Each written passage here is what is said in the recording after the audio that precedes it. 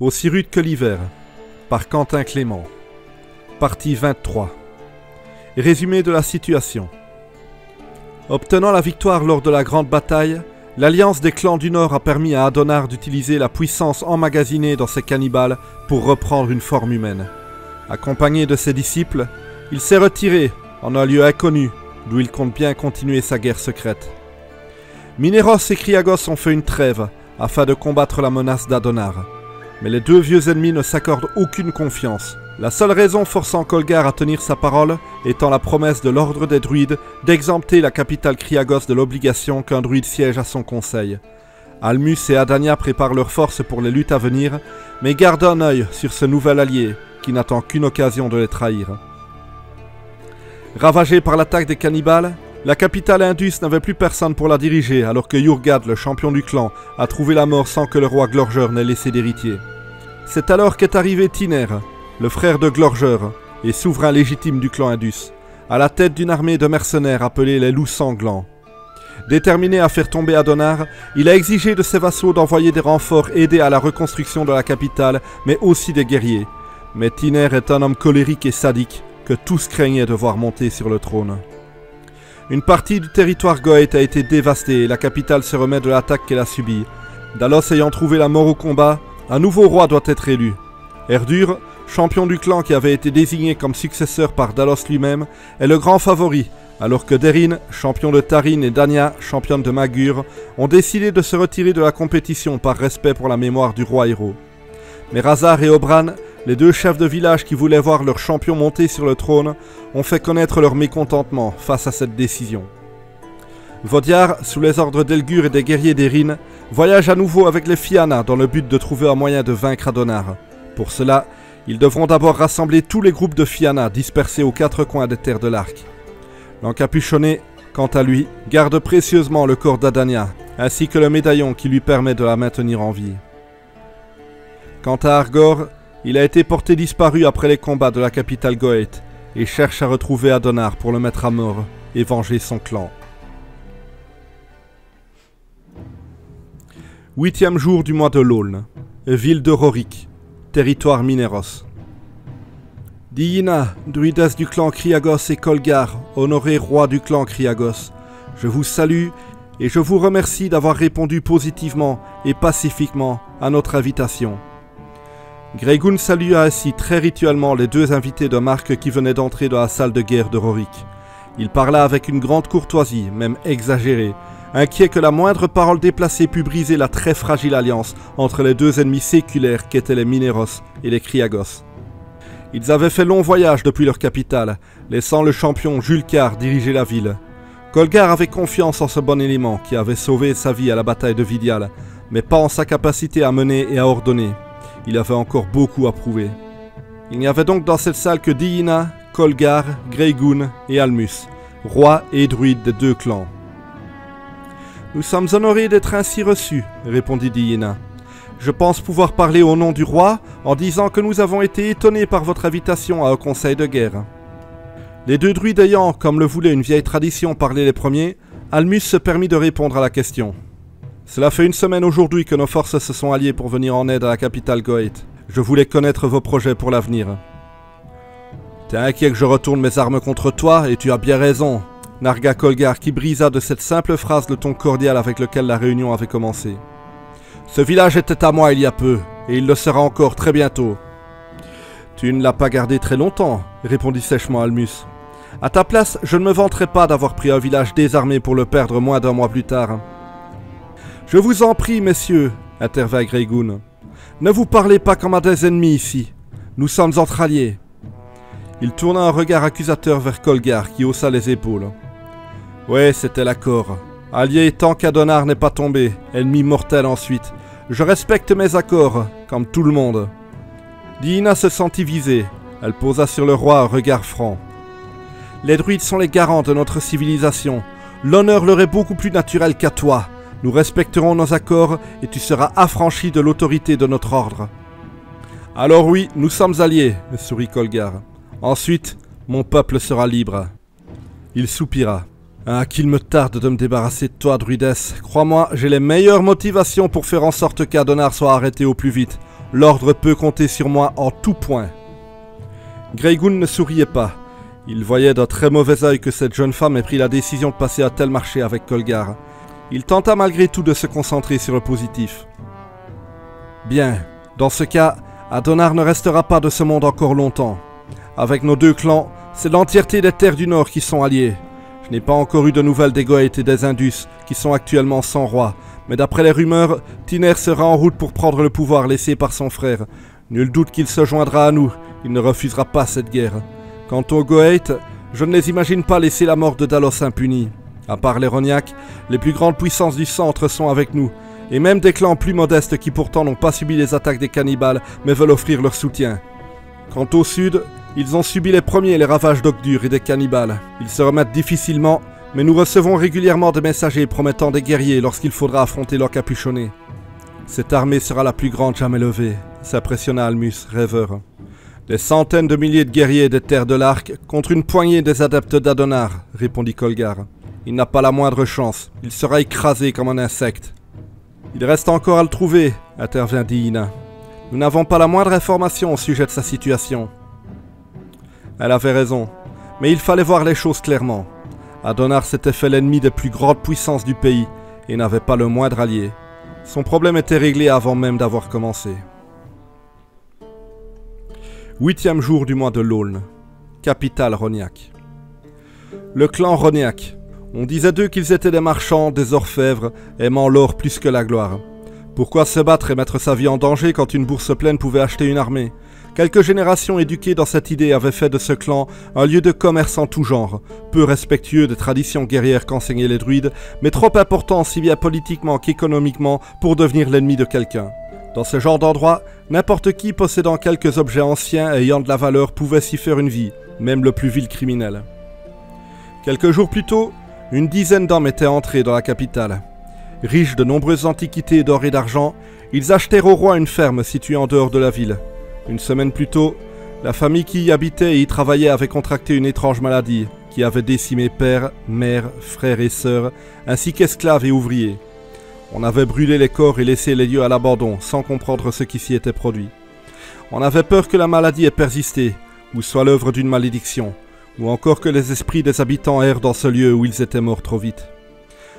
Mais ces étrangers venus acheter cette ferme ne semblaient ressentir aucune peur du mystère qui entourait maintenant les lieux.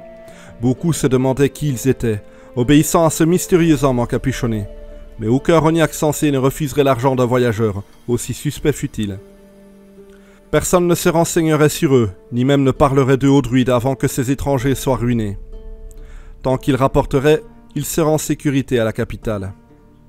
Des centaines de milliers de guerriers des terres de l'Arc contre une poignée des adeptes d'Adonar. Il n'a pas la moindre chance, il sera écrasé comme un insecte. Résonna l'écho de la voix de Colgar jusqu'à l'encapuchonné, occupé à la méditation avec ses adeptes. Lorsque la réunion entre les Mineros et les Kriagos fut terminée, les 10 hommes rouvrirent lentement les yeux, bâillèrent, s'étirèrent comme s'ils sortaient d'un long et profond sommeil. « Vous les avez entendus » dit l'un des disciples à son maître après avoir pris le temps de reprendre ses esprits. « Oui, j'ai bien entendu, » répondit ce dernier en souriant. « Je pense que la suite des événements sera des plus passionnantes. Nous allons nous en tenir au plan pour le moment. Je le pense tout à fait adapté à cette situation. »« Vous pensez vraiment que ça fonctionnera » demanda un autre. « J'ai erré sur terre sans passer par le Cid, » expliqua l'encapuchonné. « Lorsque les pouvoirs de la lune me le permettaient, mon âme sortait de mon tombeau et se nourrissait de la force des vivants pour permettre à mon corps de ne pas se décomposer et garder un lien avec la matière et la terre. J'ai ainsi pu devenir immortel dans la mort, nourri par les vivants. Crois-moi, j'ai eu 6 siècles pour tout préparer. » Il se leva alors que ses disciples l'accompagnèrent dans son mouvement. La pièce était accueillante et bien isolée, tenant le froid à l'écart, encore repoussé par un feu de cheminée. Les décorations rurales et trophées de chasse avaient été laissés après la mort des anciens propriétaires, donnant l'impression que le lieu restait plein de vie. « Des centaines de milliers de guerriers, » répéta, inquiet, le disciple qui avait pris la parole en premier. « Il nous faudra une armée colossale pour les vaincre. »« Une armée ?» reprit son maître. « Je ne suis pas un chef de guerre. On ne m'a pas surnommé le boucher, l'incendiaire ou encore le sanglier. Moi, je suis l'encapuchonné. Personne ne me connaît. J'agis dans l'ombre, sans que personne ne sache ce à quoi je pense. Je donne des ordres même aux rois, et ils m'obéissent, sans même se rendre compte qu'ils font ma volonté, sans même savoir que j'existe. Je joue à ce jeu dont l'enjeu n'est autre que le contrôle des terres de l'Arc, et avant même d'avoir gagné, je les contrôle déjà. Ils veulent me faire la guerre? Je vais les combattre, mais à ma façon. Mais nous avons trop d'ennemis, insista l'angoissé. Ah oui? Combien exactement? Juste 3. Tiner, roi du clan Indus, Erdur, roi du clan Goeth, et Almus, roi du clan Mineros. 3 clans dans des situations instables. Les Indus sont affaiblis par leur guerre avec les Goeth et les cannibales, et aucun vassal n'est fidèle à Tiner, que tous redoutent de voir monter sur le trône. Les Goeth sont belliqueux et se méfient les uns des autres. Si nous voulons qu'ils ne se battent pas contre nous, il nous suffit de les faire se battre entre eux. Et Almus, il pense que Kolgar va tenir parole. Adonar ricana. Que dire de plus? Sincèrement, c'est un imbécile. Non, nous n'avons pas autant d'ennemis que tu le penses. Il posa un regard sur chacun de ses disciples, jaugeant leurs doutes, et vit qu'il les avait convaincus de sa manœuvre. Bien, conclut-il. Vous savez tous ce que vous avez à faire. Quant à moi, je vais aller rendre visite à notre invité. Je ne comprends vraiment pas pourquoi vous la gardez en vie, fit remarquer un jeune avec l'approbation de ses pairs.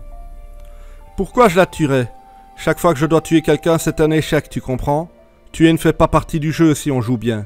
De plus, seules les personnes vivantes peuvent me servir. Et elle me servira beaucoup en restant en vie. Il quitta la pièce et entra dans un hall aussi luxurieux que la chambre qu'il laissait. Il avança jusqu'à un tapis qu'il souleva, dévoila une trappe qu'il ouvrit. Il descendit un escalier jusqu'à une cave bien éclairée par un large feu de cheminée. Cette pièce-ci était plus sobre, épurée de toute décoration, contenant juste une cage de 2 mètres de hauteur, avec toutes les commodités nécessaires. « Bonjour, Arella. » La jeune fille enfermée se leva de la couche où elle se reposait et observa Adonar. Elle portait le collier qu'Arigold avait récupéré juste après la grande bataille. Même si elle vivait grâce à la magie d'Adonar, ses blessures n'étaient pas encore totalement guéries. Elle recevait néanmoins les soins appropriés et retrouvait petit à petit ses forces. « Bonjour, Adonar, » répondit-elle. « Tu n'as pas trop froid ?» demanda-t-il avec bienveillance. « Non, le feu est assez fort, merci. » Depuis qu'elle était leur captive, Arella avait noué un lien cordial avec celui qui l'avait enfermée. Elle n'aimait pas ses barreaux, mais était bien traitée, mangeait à sa faim et on soignait ses blessures. Elle se méfiait de ce personnage encapuchonné, mais savait qu'elle était en vie grâce à lui. Pourtant, elle songeait très sérieusement à s'échapper, mais savait qu'elle ne le pourrait qu'une fois totalement rétablie. « Si tu as besoin de quoi que ce soit, n'hésite jamais à me demander, » reprit Adonar. « La seule chose que je puisse espérer, » répondit-elle, « c'est que ceux qui ont massacré ma famille paieront. » Elle n'avait jusque-là jamais parlé de cela devant son kidnappeur. C'était une aubaine pour lui qui saisit l'occasion. « Mes disciples ne te l'ont pas dit ? Les cannibales qui ont massacré la capitale Indus ont été écrasés par une alliance entre le centre et le nord. C'est même ton très cher ami Argor qui a tué leur chef, Ogdur le marteau. Il a tenu sa promesse de venger ta famille. » Elle sentit l'émotion la prendre. Argor avait réussi à vaincre le guerrier le plus redoutable des terres de l'Arc. Il avait une fois de plus risqué sa vie pour elle, et vaincu une fois de plus. Jamais elle ne pourrait aimer un homme meilleur. « Où est-il? Pourrais-je le voir ?»« Pas encore, Arella, pas encore. Crois bien que cela m'attriste, mais je crains qu'il ne se soit égaré. » Elle lui lança un regard perplexe. « Mais ne crains rien, il retrouvera son chemin, et quand il t'aura revu, il ne te quittera plus. » Les cannibales devaient être des réceptacles pour emmagasiner assez de puissance pour permettre à Adonar et à ses disciples de revenir à la vie. Ils n'avaient jamais prévu d'utiliser leurs forces militaires après la grande bataille, mais ils devaient se l'avouer, avoir l'un d'eux parmi ses ennemis, qui s'était montré assez fort pour vaincre Ogdur et possédait cette résistance face à son pouvoir de persuasion, ce serait une fameuse épine dans son pied. Mais avoir ce puissant guerrier de son côté serait un atout de poids. Pour Adonar, le marché qu'il avait passé avec le jeune homme tenait toujours. Le Goeth l'avait certes trahi lors de la grande bataille, mais sans cette défaite, c'était tout son plan qui se serait écroulé. Alors, quelque part, cette trahison avait finalement aidé au bon accomplissement de ses projets. Arella devait rester en vie et en bonne santé, afin qu'elle puisse à nouveau servir de monnaie d'échange contre la loyauté d'Argor. 9e jour du mois de l'Aulne, au sud de la capitale Zodas. Argor avançait, toujours aussi seul, dans la forêt qui entourait le territoire du clan Zodas. C'était un petit clan paisible, comme il était rare d'en voir si proche des Kriagos. des champs et des fermes très nombreuses et accueillantes. Depuis le retour des animaux sauvages, la chasse avait pu reprendre et on commençait enfin à lutter efficacement contre la famine. Évitant les villes, le jeune Goethe voyait la vie que vivaient les gens du monde rural, travail acharné et bienveillance. Il trouvait toujours quelqu'un pour lui indiquer son chemin ou lui offrir un abri et un repas chaud. Il avait commencé ses recherches en partant vers le sud. Adonar venait de là, Argor pensait pouvoir le retrouver. Mais il avait fini par se dire que si son ennemi avait voyagé vers le nord, ce n'était pas pour retourner sur ses pas ensuite. Et s'il était bredouille dans le sud, il aurait traversé tout le pays pour rien. S'il l'était dans le nord, il pourrait repartir au bas de la carte et aurait perdu moins de temps. Il restait hors des villes. Si un agent d'Adonar le voyait, il perdrait l'avantage de la surprise. Il préférait se renseigner auprès des fermiers, leur demandant s'ils avaient vu un groupe de personnes voyager, une secte, des hommes portant le capuchon ou n'importe quel événement inhabituel. Jusque-là, il n'avait reçu aucune information et pensait prendre la route de l'ouest si le nord le tenait encore en échec. Daran, j'entends un bruit. Une bête sauvage, tu penses? Peu importe, si ça fait du bruit, ça marche. Et si ça marche, ça se mange. Ils étaient 4, armés chacun d'un arc et d'une arme inappropriée à la guerre, grelottant alors que l'aube se montrait à peine. Hache de bûcheron, gourdin, marteau, et le dernier possédait un simple pied de chaise dans lequel il avait planté des clous afin d'en faire une masse aux pointes terrifiantes. On va aller voir. Si c'est un Kriagos, on le laisse passer. Si des guerriers de leur foutu clan se mettaient à disparaître sur nos terres, non seulement on perdrait leur protection, mais ils viendraient nous annexer pour de bon. Le quatuor se mit en route. La tension se ressentait parmi eux. Charpentiers, tonneliers, tanneurs et garçons de ferme. Pas des aventuriers, pas des brigands. Ce n'étaient pas des guerriers. Juste des pauvres bougres qui cherchaient à ramener quelques richesses pour leur famille en ces temps difficiles. Ils virent la raison du bruit qu'ils avaient entendu. Il s'agissait d'un jeune garçon errant dans la forêt. Le pauvre n'avait pas plus de 17 ans et ne portait aucun saillon. Probablement une victime de la guerre qui avait dû fuir son propre foyer et cherchait une terre accueillante où refaire sa vie. Daran avait la gorge serrée. Il aurait voulu prier un dieu pour que le garçon se soumette sans violence, mais il ne connaissait aucune divinité qui aurait poussé à la lâcheté. Il avait si peur. Il faisait encore, chaque nuit, des cauchemars depuis qu'il avait dû tuer ce marchand d'Elians. S'il devait tuer un gamin, il ne savait pas s'il aurait encore la force de jouer les brigands. Mais il devait encore le faire, jusqu'à ce que l'hiver passe. Les 4 hommes sortirent de leur cachette et encerclèrent le jeune voyageur. Celui-ci s'arrêta et les observa sans bouger. « Pose tes armes !» ordonna Daran sur le ton d'un véritable chef de bande, feignant un naturel violent et impitoyable. « Vous avez peur que je l'utilise ?» demanda très calmement le garçon en dégainant son épée. Daran sentit son cœur s'emballer. Il allait devoir tuer ce gamin qui voulait juste défendre ses maigres possessions. Il s'approcha, imité par ses hommes, et menaça de plus belle.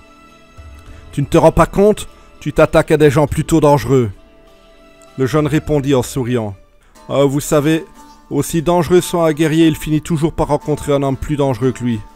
Et cet homme, c'est moi. » Daran ravala sa salive, mal à l'aise face à la sûreté de l'adversaire. Les autres avaient l'air aussi peu déterminés que lui, mais peu apportaient. Si ce voyageur se battait, c'était qu'il avait quelque chose à défendre, et cette chose, il fallait la prendre. Drogan, qui s'était placé derrière la proie, se jeta sur lui et lui asséna un violent coup de hache, mais le guerrier l'avait entendu venir et se retourna pour lui enfoncer sa lame dans les tripes avant que l'attaque ne soit portée. Il saisit le tanneur par la gorge et le souleva d'une seule main alors que son épée était toujours enfoncée dans le ventre du pauvre qui hurlait en crachant du sang.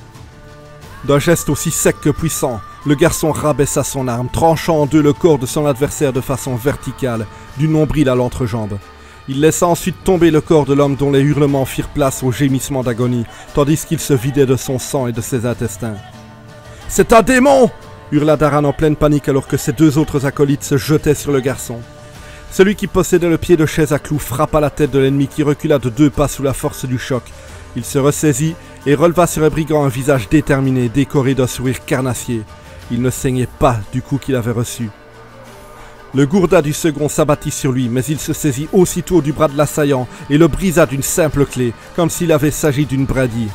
Sous la douleur, la deuxième victime tomba à genoux et le démon le saisit à la gorge d'une main, maintenant son épaule de l'autre main, et lui arracha la tête de laquelle éclaboussa une puissante giclure de sang, et la lança à l'autre qui reçut le choc en pleine face, et chancela à côté du premier des brigands tombés.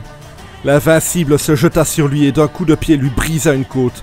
Il le maintint ensuite au sol, appuyant son genou contre sa cage thoracique, provoquant des hurlements à sa victime.